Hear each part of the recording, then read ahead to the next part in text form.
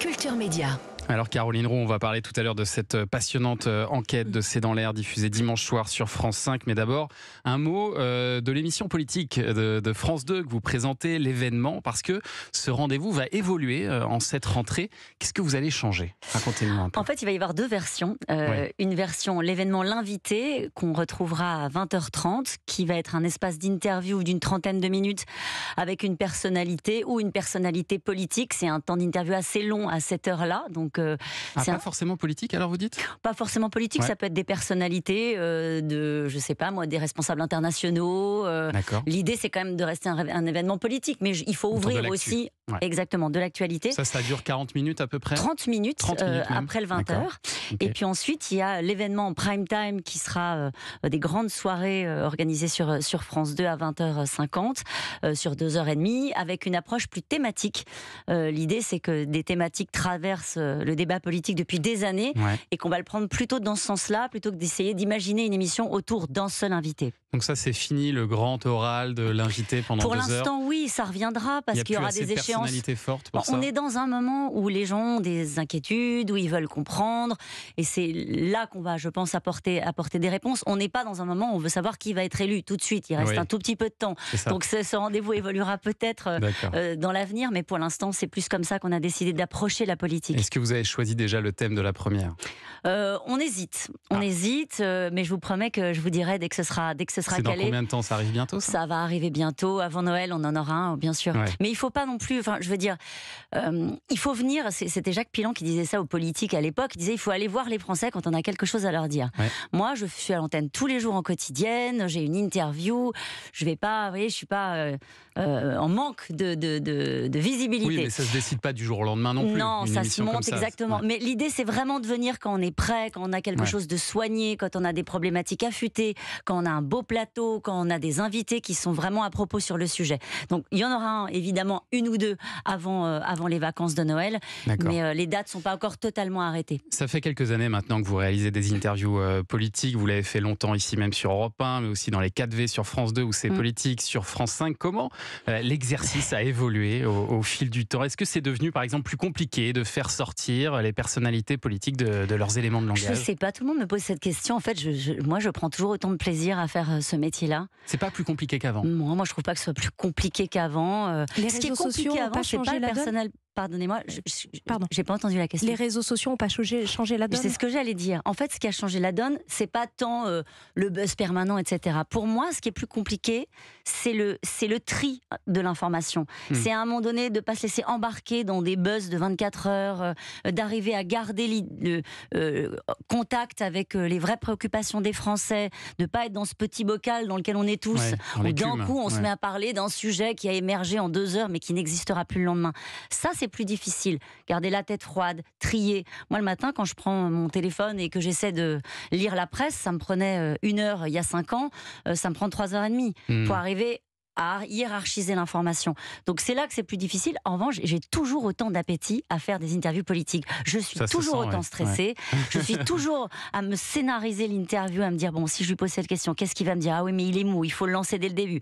Voilà, donc ça me plaît toujours. Et peut-être que ça s'entend, et si c'est le cas, tant mieux. Alors avant le retour de l'événement, le rendez-vous important, c'est donc dimanche soir sur France 5 avec cette spéciale de C'est dans l'air. On en parle juste après la session de rattrapage de monsieur Jean-Luc Lemoyne. À tout de suite sur Europe 1. Europe 1. Vous écoutez Culture Média sur Europe 1 avec Thomas Hill et votre invité Thomas, vous recevez Caroline Roux à l'occasion de la diffusion dimanche à 21h sur France 5 d'une émission spéciale de C'est dans l'air. L'armée française a-t-elle une guerre de retard sur ses adversaires?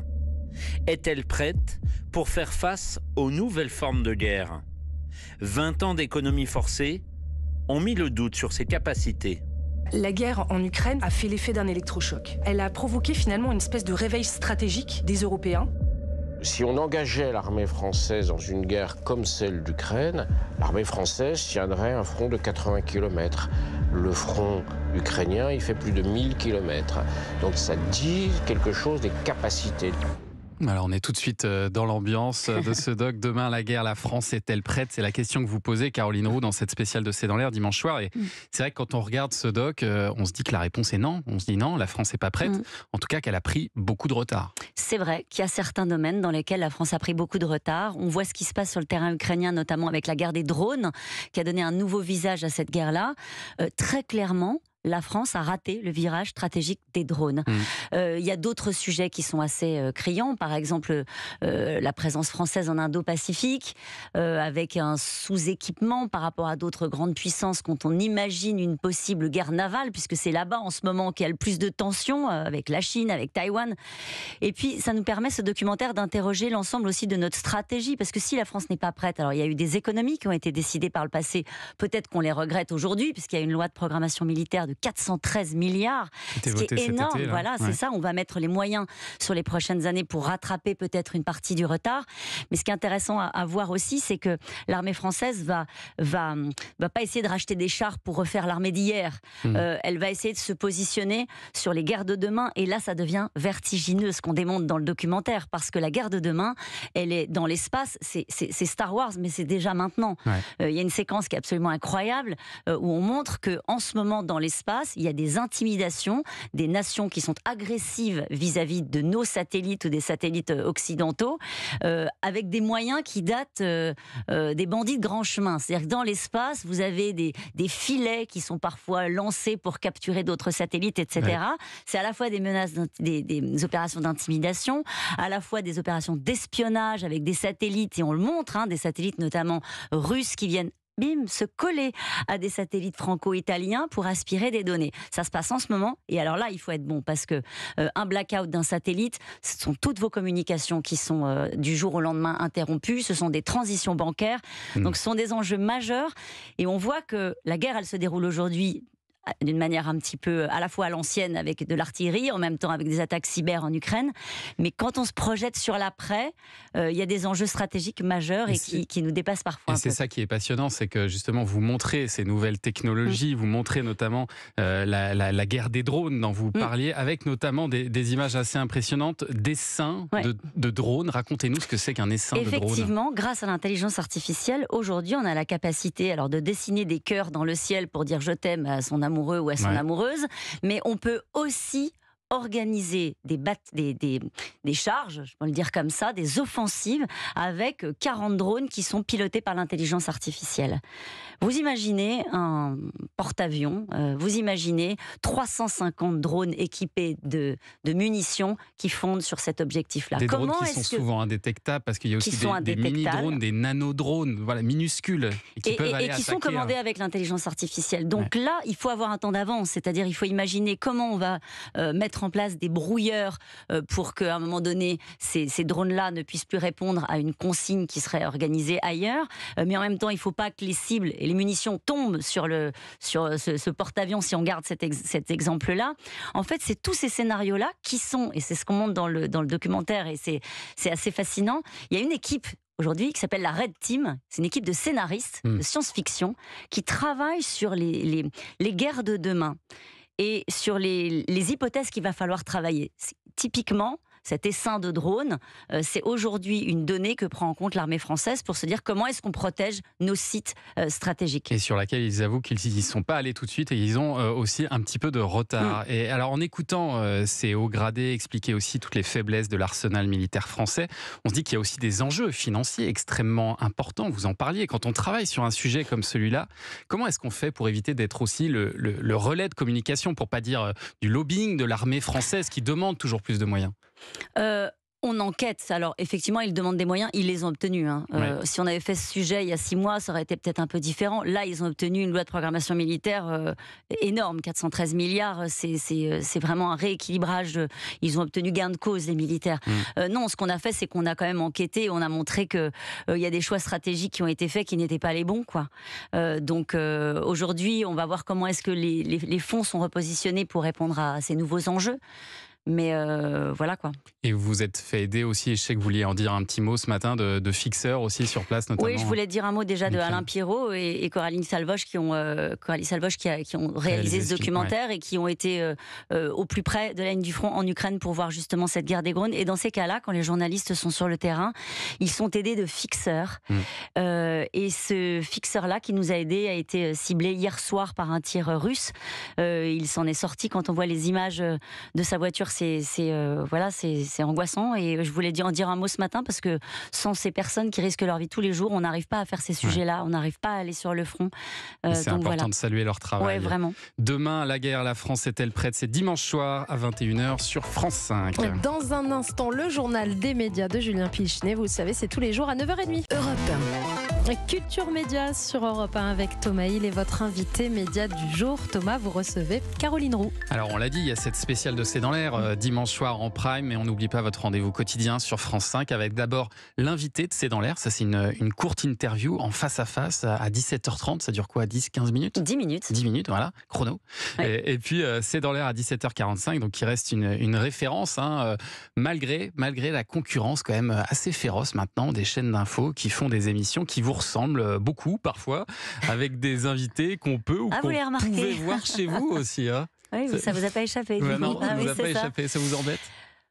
Non, ça m'embête pas. Il faut pas refuser la concurrence. C'est le jeu. C'est un format en même temps d'une simplicité absolue. 4 personnes intelligentes autour d'une table, une animatrice, 3 reportages. La différence, c'est 3 reportages. C'est que nous, on a encore une rédaction, on a 15 personnes qui travaillent tous les jours et qui ramènent de l'information, qui ramènent de l'enquête. Et ça, je trouve que ça fait aussi la spécificité de C'est dans l'air. L'autre sujet, c'est qu'effectivement, on se fait piller nos invités allègrement. C'est-à-dire qu'on a une équipe de 5 programmatrices qui sont des bombes et qui vont chercher des talents. On fait monter des femmes, on les forme, on les aide. Et puis on nous les pique. Et on garde le sourire parce qu'en même temps, encore une fois, c'est parce qu'on est bon et qu'on trouve les bons qu'on vient nous les prendre. On ne les paye pas, je rappelle juste qu'on ne paye pas nos experts, nous. Donc c'est là où le match est un peu injuste parce que vous dites on ne les paye pas parce que d'autres le font, d'autres les payent. On va dire les choses. Par exemple, sur LCI, dans l'émission de David Pujadas, les invités sont rémunérés, ils deviennent des chroniqueurs de cette émission. Et du coup, parfois, évidemment, la concurrence est un peu déloyale avec vous sur ce terrain. On accepte ces règles du jeu. On ne peut pas dire à un invité non, tu viens pas. Et quand à partir du moment où on sait qu'ils sont pigés et qu'ils sont devenus chroniqueurs, ils changent un peu de catégorie. C'est ça. Mais on a des gens, et je tiens à le dire, on a des experts qui sont vraiment brillantissimes, qui sont des pépites et qui se rendent disponibles systématiquement pour C'est dans l'air, qui sont fidèles, qui ne vont pas ailleurs, qui ont compris en fait ce que, à un moment donné, on a le sentiment quand on allume la télé, on voit la même chose partout, tout le temps, avec les mêmes experts, les mêmes sujets.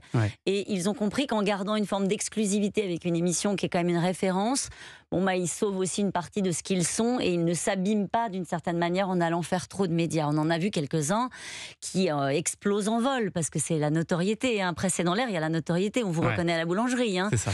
Donc pour certains, ils brillent et ils finissent par faire toutes les chaînes infos. Ils sont partout. Ils travaillent moins et du coup, nous, on les prend moins.